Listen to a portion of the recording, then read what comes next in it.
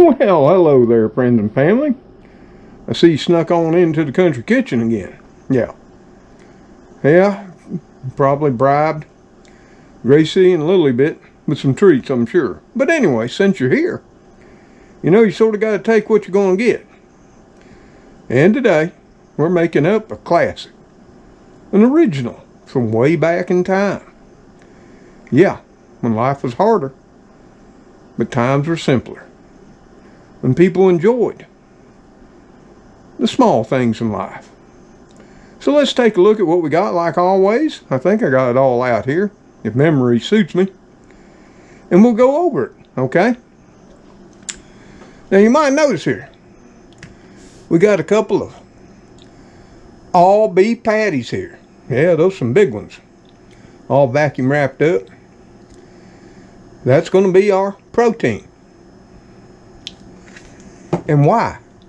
Well, what we're making is something that you used to be able to find in diners, truck stops, family restaurants, all across America. And it was called the Hamburger steak. Now don't get confused and start typing on Google to look for it. Because what you'll see is what we now call Hamburger steak pretty much is what we also call Salisbury steak. Yeah. People take the ground beef, add a bunch of stuff into it, those panko breadcrumbs, egg, onions, all kinds of things. Then they sear them up, brown them.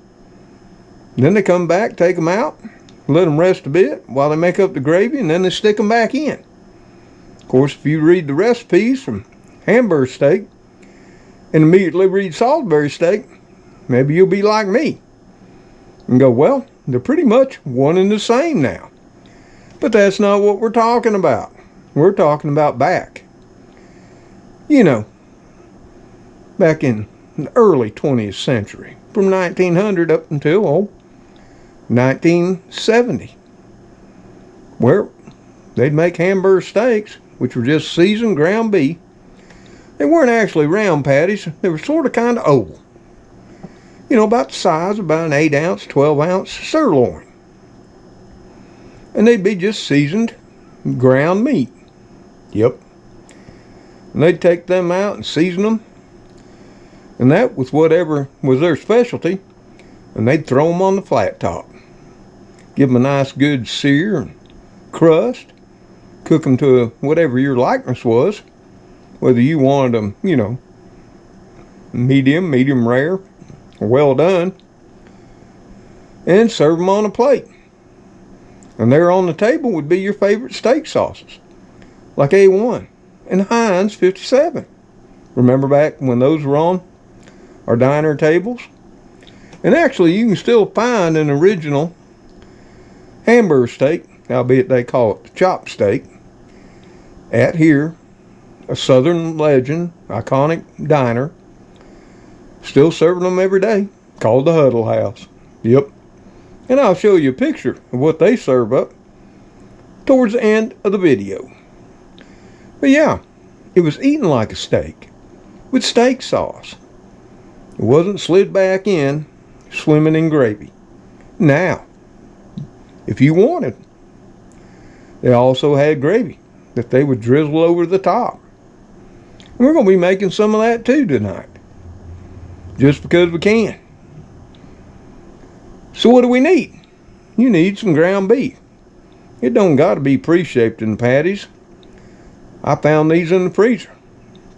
Otherwise, I'd just used a package of ground meat and formed up my own. Into those nice big ovals. It used to be all the case. Got a little butter here because everything's better when cooked in butter. Now the sweet peas here, that's one of my sides tonight. The oil we're going to use to lubricate our old cast iron pan. You need to always lubricate your baby before you get her hot and cooking. We got some flour for that gravy. All purpose is all you need.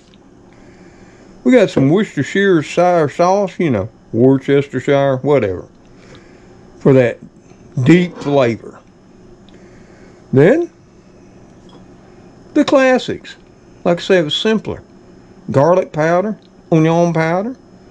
We do have some onion, small, yellow. You know, because we're going to be making onion. And of course, mushroom gravy. We got a couple of beef bouillon cubes to add more flavor and robustness to that beef gravy. And no, we ain't using no chicken stock here or chicken bouillon or chicken base. It's beef, baby. Got to be with the beef. And of course, some black pepper. And we'll be using some salt too, I'm sure. But that's basically it. It was simple, economical, and fairly quick. Yeah. I got a salt shaker around here somewhere. If I can find it. Yep, there it is. So we'll put that out there too. Of course, there's going to be some water. You know, about 2 cups. Make that gravy. And we'll have sides too. We'll talk about them as we get things all done up and start cooking. So hey, let's get it going on and make up some of the original classic hamburger steak. Now the first thing we need to do, we went ahead and got those little 2 beef bouillon cubes out of their packaging, you know, that little foil stuff. Got them in a little pan here. And we're going to add a little hot water. Start them dissolving. Yep, we are. So we're just going to add a little bit of warm water to them. 1 cup. And about a ½ cup. Now if you know anything about beef bouillon, you're going to know that it's 8 ounces of water, that's 1 cup, to 1 beef bouillon cube. So you might wonder, why only 1½ cups? Well, I've got to make up a flour slurry, whatever. You know, to thicken my gravy. Nope, not going with that there cornstarch and be slicky. I'm going with flour, the real deal. So we've got that done. That can be sitting over there dissolving, getting all happy. Next up, what we got to do is start seasoning our 100% ground beef patties. So how are we going to do that? Well, the first thing we're going to do is put us on some of that pure ground black pepper. Oh yeah. And see, we're letting these come up to room temperature too, which is extremely important. We're going to hit her with some salt. Yep, just table salt. You can use some of that there pink Himalayan, Redlands, whatever you want. We're going to go ahead and give her a dusting of onion powder for flavor. Yep.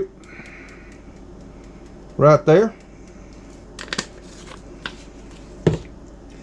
And, of course, some garlic powder.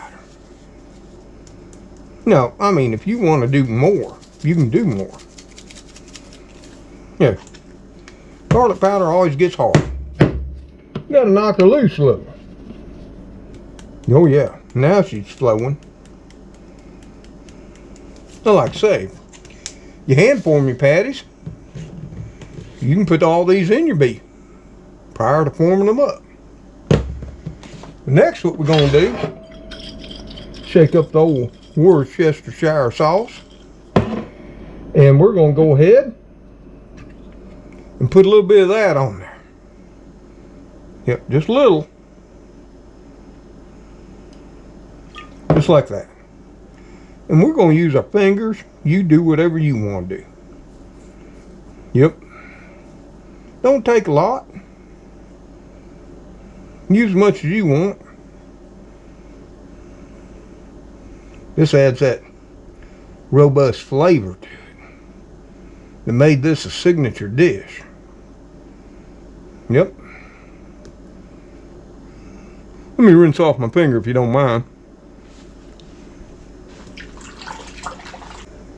So we got them all seasoned up. I'll get out my spatula here. We're just gonna flip them over. Boom. Boom. Trust me, that seasoning will work itself up in that meat, you know, by some of that osmosis going on. Yeah.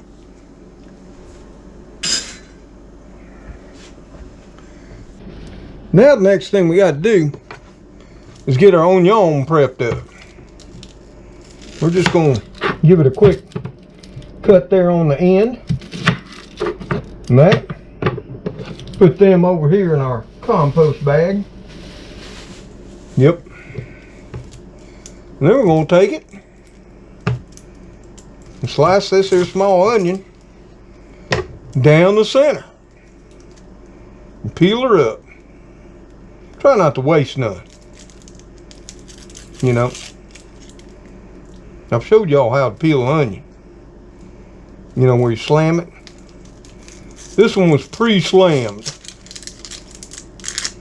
off camera. Waste not, want not. There we go.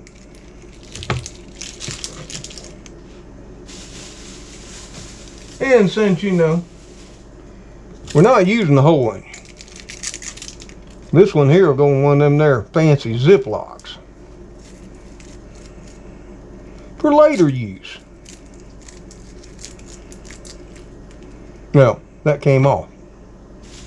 And you know what I'm going to do? I like onion, so I'm just going to use the whole small onion. It'll be okay. Might as well, right? And for me, I'm just going to half it again and just make some nice slices.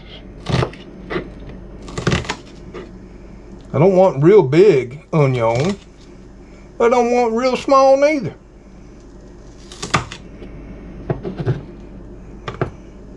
Just like that. Put on our little fancy saucer there. Noticing we ain't got none of them paper plates going on no more. They done got crazy on the price of paper plates. I've decided we don't need those paper plates so much anymore. Give her another half slice. Get the claw going on. So we're going to chop off another finger again. Give her just a quick cut up. You know, it's family style. Get that over there. And that's all, you know, as far as cutting. Because I've already got all the sides cut up. Ready to start a cooking. So there you have it. Ain't hard. You know, you don't got to go to the freezer section to buy chopped onions. Surely you don't. So now you know. So now all we got to do to get to cooking is we got to get our pan heated up. So let's move on over to the old stove. Now what we're going to be doing is we're going to be heating up our old cast iron. We all got her all nice lubed up. She's happy. She's ready to cook up another fine meal. Yep, she's probably cooked 10,000 or more. Maybe 20 or 30, who knows.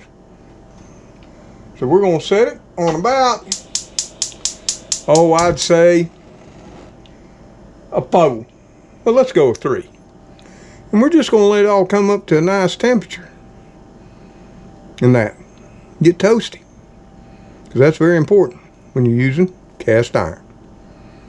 She's thick. She's heavy. She's lovely, though. But she takes time to get ready to cook. Well, we got our cast iron pan all nice and toasty there. So now it's time to add some of those luscious, seasoned hamburger steaks. You see that sizzling? That's what you want to hear, guys. Yeah. We're just going to slip these off in here. Can you hear the sizzle? That's when you know it's going to be right. You don't want to overcrowd your pan. This is just a little 10 1/4 inch pan. And you don't want to get jumpy. You want to start moving them around right away. That's why they stick to your cast iron. You got to have some patience. Learn your pan. Learn the heat. Learn your stove. Yeah. Because once they form that nice brown crust, they'll slip right off there. Trust me, they will. So y'all watch this while I clean up my plate. Okay? I'll be back.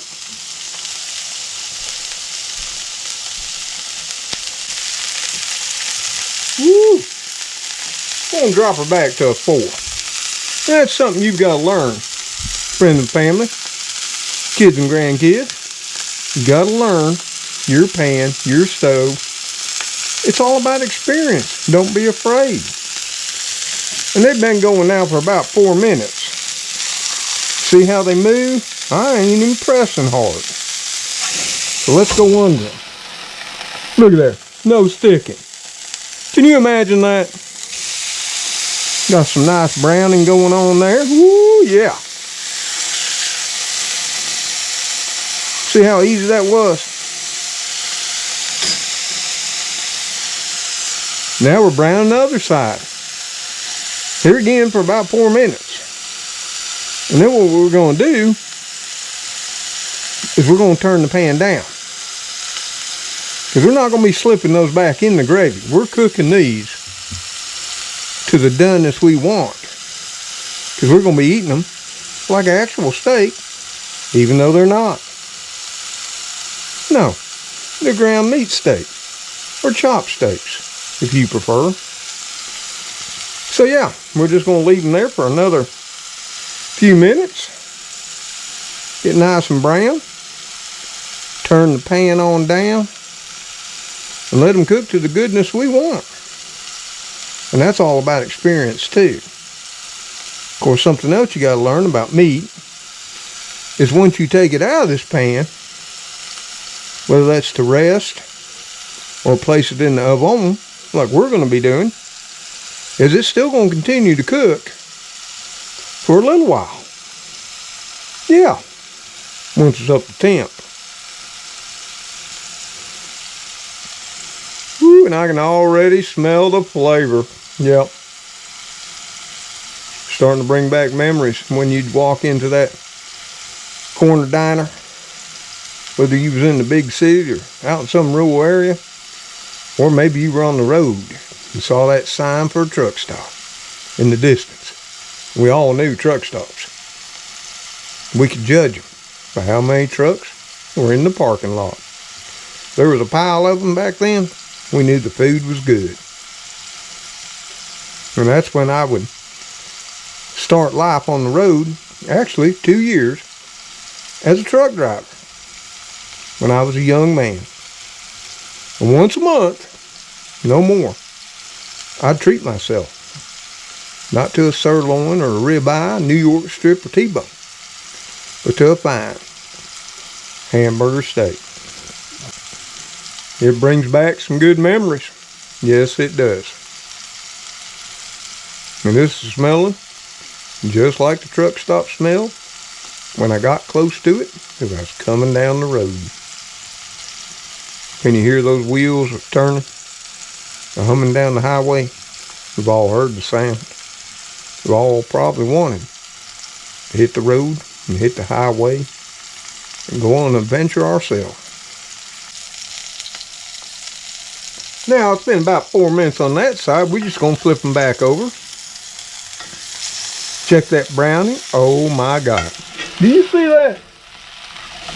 You couldn't get no more perfect if I'd have planned it, which I didn't. And we're going to go ahead and tint that. Well, not tint it. We're going to just put on our fancy lid there, you know. Some of that there fine aluminum foil, courtesy of the fine Friends Reynolds wrap. And we're going to let her go for, about another 5 minutes. And here again, this is all experience. I can tell you times, but it all relates back to what you're cooking in, whether it's cast iron, aluminum, stainless steel, steel clad, whatever. And your particular stove, albeit electric, with them elements, or one of them induction cooktops, fancy things with the glass. Or maybe you cook with protein, or propane, not protein. We're cooking protein. But propane doesn't heat up as much as natural gas. You can look all this up. I'll never steer you wrong. So cooking, you got to spend the time, gain the experience. It's all edible, sometimes more, sometimes less. But that's how you learn. So, while we're waiting for our burgers there to get done to our likeness, before we slide them out and put them on a plate and stick them in the oven, let's look at our sides that we're having. They're sort of classic too. Yep, we just got some russet potatoes in there, cubed all up in water. We're going to bring them up to a boil and just simmer them till they're pork tender. And then we're going to do a smashed and mashed, not whipped. Add a little butter, salt and pepper. Simple, but flavorful. And then we're going to have some carrots. Pretty much done the same way, simmered till tender. And of course, we'll be adding some butter to them as well. And of course, we got our green peas. They're currently hanging out in the microwave. Yeah, from great value. All they need to be heated up. A couple of pads of butter put in, salt and pepper too. Simple fare for a simple man from back in the day when life was much simpler. And we appreciated those simple things. And I'm learning now more, especially in times now, that simple is still tasty, still yummy, and reminds me of home. So these have been going about 5 more minutes, all sitting here covered up, which means they're frying and they're steaming. Oh yeah. Now we talking, baby. We talking. And what I've tried to teach you kids is the flavors.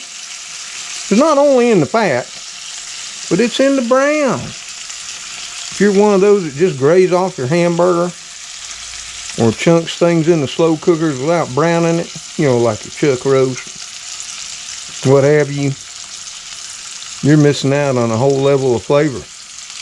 It may still be good if you dump enough spices in it, which is another thing I see so much here on the internet. People don't even know the flavor of their meat anymore because they got it just inundated with half a bottle of this spice, half a bottle of that. They'll use all kinds of steak seasonings. They throw in stuff from Tony Chachere's. I mean, that was never the case back in the day. And if you could be here right now, these are smelling good. And they're looking good. And they're getting all poofy. And something you want to look at, depending on your doneness, you take a look at what's coming out of them. Is it clear? Or any of that there stuff that we think is blood, but it's not blood? Yeah. These are looking fine. So right now, what I'm going to do is slip them to another plate, put the foil over them, stick them in the oven to rest, let the flavors commingle, and get happy. Well, I get to making the next step, the gravy. The sides are all coming up to heat. We got it going on.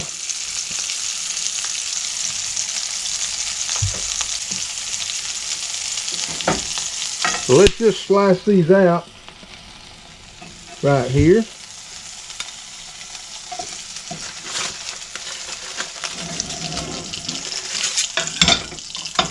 We're going to just give them a little quick foil covering. And if you notice, my foil looking rather well used. Yeah, we reuse.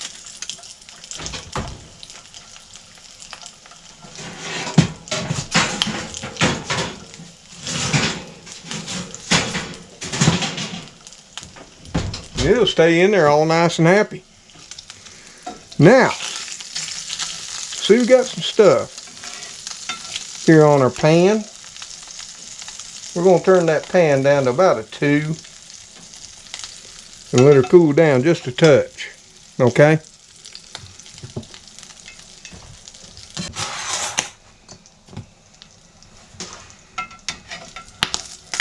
Woo, she's hot. And she's ready to cook. And of course, with frying and all that, grease goes everywhere. Now, we got to add our water and beef bouillon. And this is going to act as to deglaze it. And we don't want to get crazy. We just want to slowly put it in there.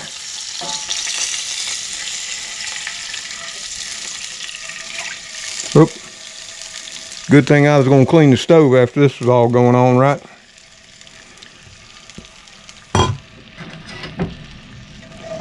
And we're just going to let that come up to a nice simmer. And that's going to help break off and bring up all those fine bits.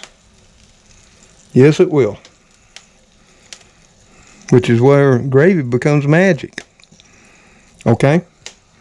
And while it's all coming up to a simmer, we're going to get our flour slurry, not surry. Why do I want to keep saying surry?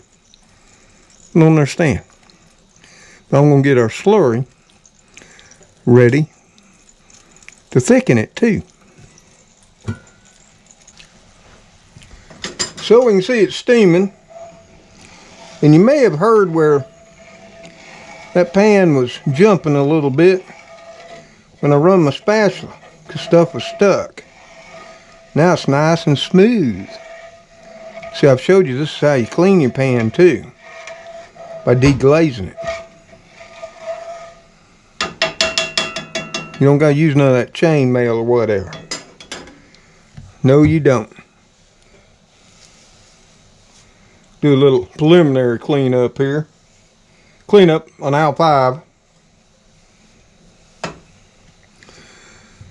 So it's coming up to nice temp, and you might wonder why I didn't throw my onion in there first. Well, I could have. And sometimes I do, and sometimes I don't. And in all honesty, I sort of kind of forgot.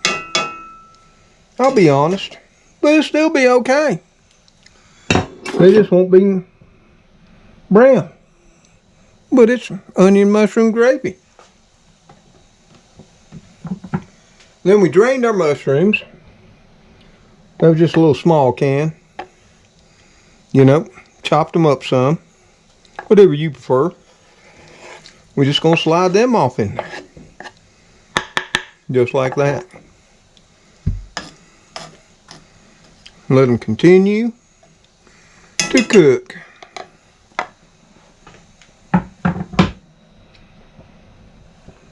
It'll be okay.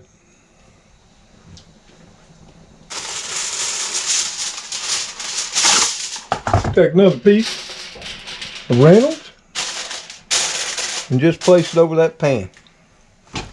And we're going to let that simmer a while. And let those onions and mushroom get all happy while we make up our flour and water slurry to thicken it all up. Okay? So now I'm ready to make up my flour slurry, you know, to thicken up my gravy. And the first thing I'm going to do is add me some of this here all-purpose flour in there. Yep. Gonna put me in, about 3 tablespoons. You know, sort of kind of level. This ain't rocket science. You don't want to add it right in or it'll get lumpy. You know, if you make lumpy gravy, that might be why. Okay? Then I'm going to add another cup of warm water. But before I do that, I'm going to take and season my flour.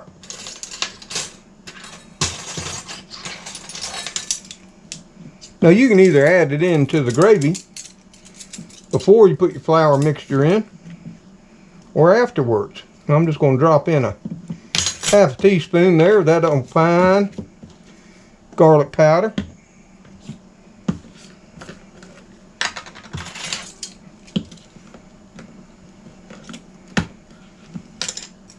Going to drop in a half a teaspoon of bouillon powder.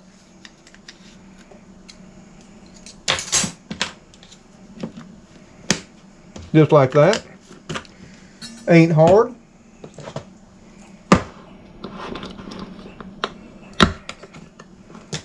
And,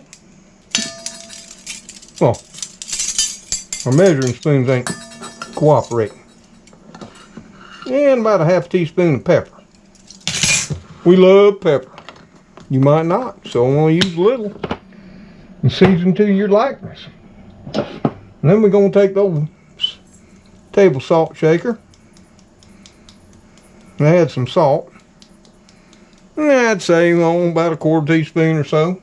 You can always add more, but you can't add less. We're just going to give that a good mix with a whisk right here to incorporate all that seasoning.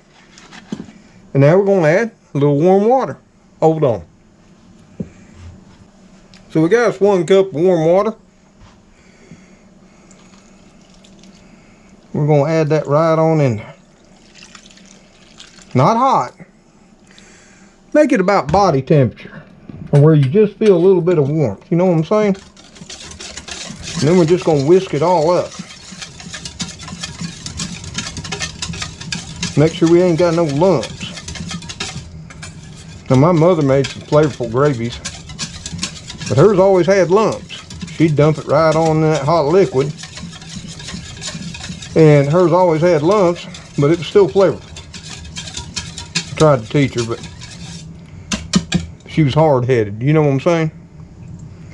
So we got that done. So let's go in and add it to our simmering gravy, okay? So, as you can see, gravy's simmering. Those onions have got all wilted. Now I'll tell you what, I made a few mistakes today. I don't mind saying I'm getting old. You know, normally, before I deglazed my pan, I'd throw the onions on in there, let them get a little bit brown. But I forgot. I was in a hurry because I'm getting hungry.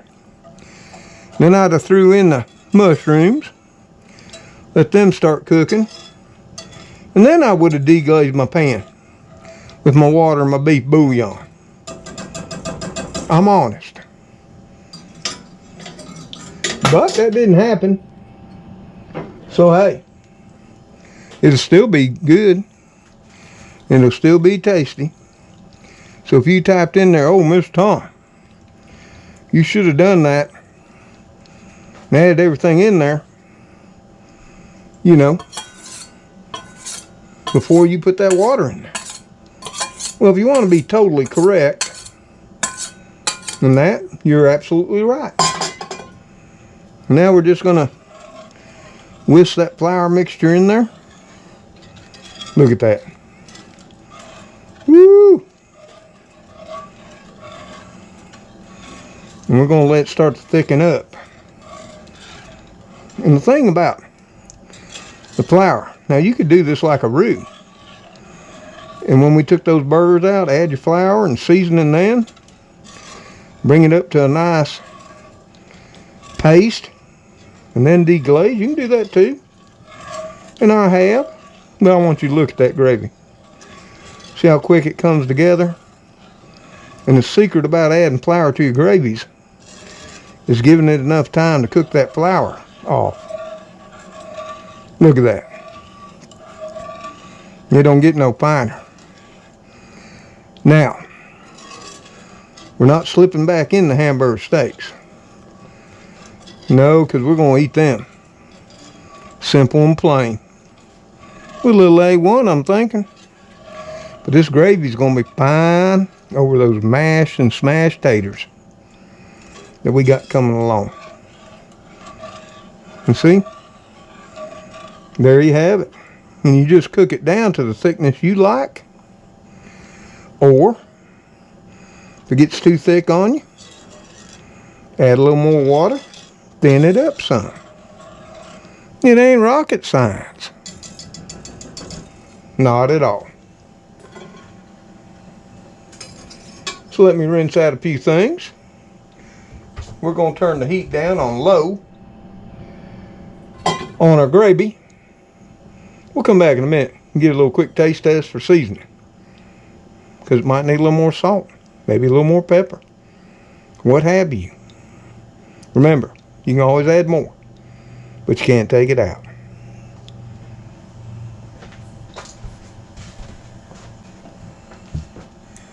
Woo, you see that gravy percolating? Look at that. Of course, I'm making a mess. See, that's why you shouldn't cook while you're extremely hungry. You get in a hurry, kids. Let's give it a taste test. Make sure it's just right.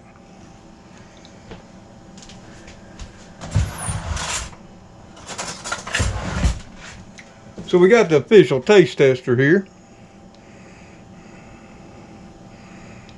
It's looking fine. Got those nice little bits from the hamburger. Whew.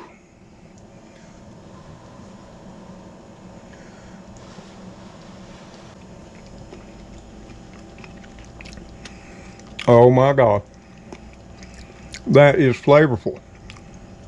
It really is. I'm thinking a little more pepper though. Nah. Once I let it stay in the mouth, it's got enough. You know, it kicks in there towards the end. That's as close to perfect as I can get. Now I just got to finish up my sides. So I'm going to set that on low. Let it just stay warm. Well, it'll stay warm in the pan. Let's just turn it on. We'll get my sides done. I'll come back and get it all plated up and show you how I'm going to have it and how I'm going to enjoy it. Okay? Well, y'all, everything's finished. We got the sides finished. They were just simple, as I told you. Time to plate it up. So, we got our small hamburger steaks right here. Place one of them on there, just like that. We're going to take our mashed and smashed potatoes home style. Yeah, just salt, pepper, you know, a little bit of butter, about a half stick of butter. Simple, but good. Make a little pocket for the star of the show, and that'll be the gravy. Whew. Let me go over, grab that gravy. Yeah. Got it right here. Counter's getting full.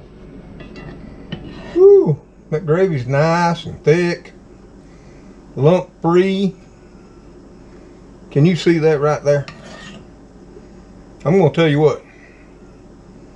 This gravy is a star all by itself, even if I did miss a step or two that I would have normally done, like throw in my onion, let them brown up a little bit, then throw in the mushrooms, cook them off a little bit before I deglazed. But this is real life. I wasn't thinking. And it came out still tasty, I'm telling you. You got to hold on to your pants. It's better if you have suspenders on, because that gravy slap your pants off. So we got our taters, our gravy. We'll just get our buttered carrots. Here again, a simple dish. Of course, we'll probably add a little salt and pepper on top there.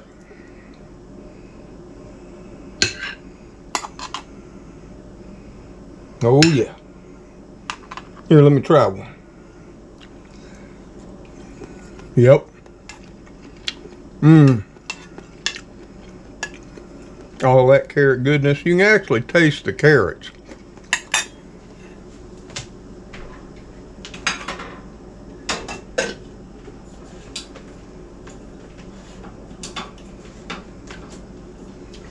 Now all we gotta do is get out our peas. Here again, they're just simple peas out of the can. A little bit of butter.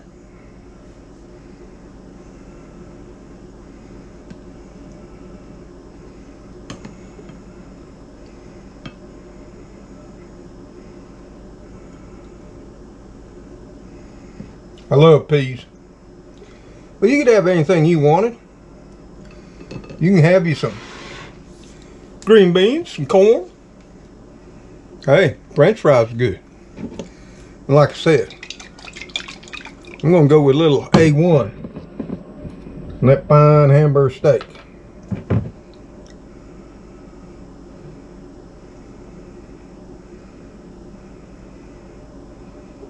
Right there.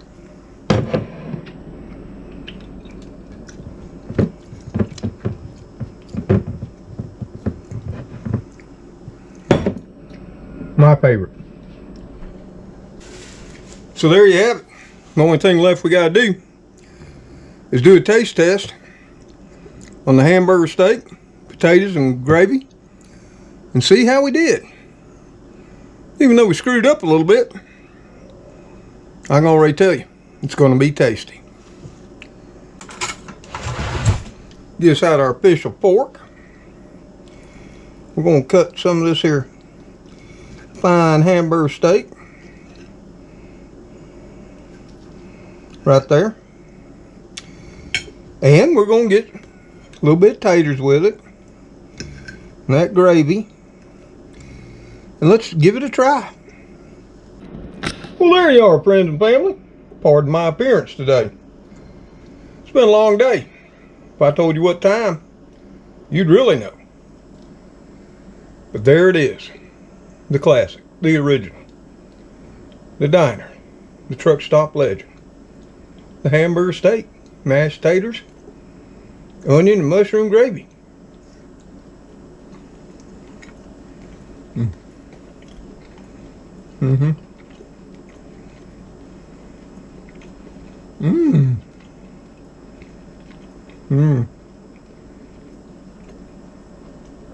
Oh yeah.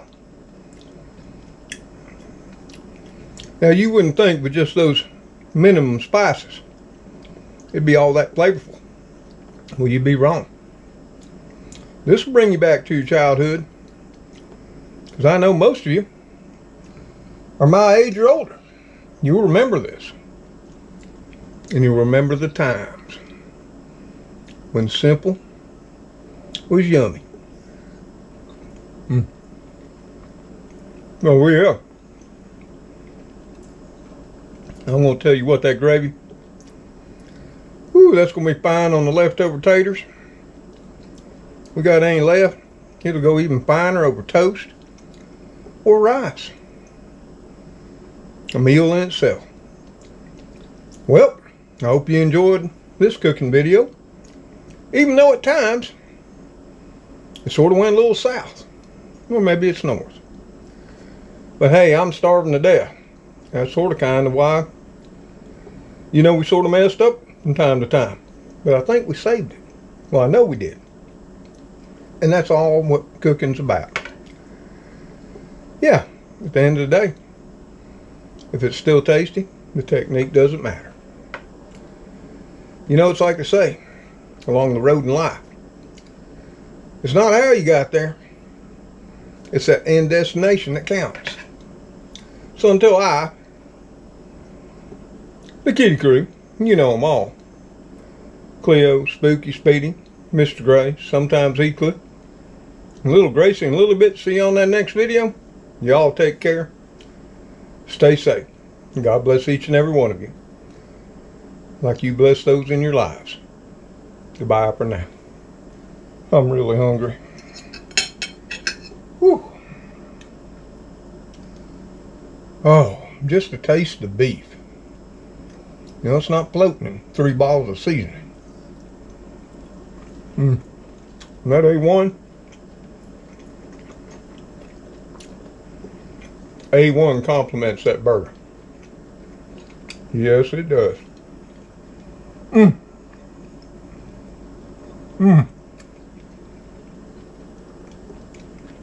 Oh, excuse me, folks. I forgot you were still there. Grab a plate and get you some. We can all sit down, chat, and watch YouTube together. Later, all.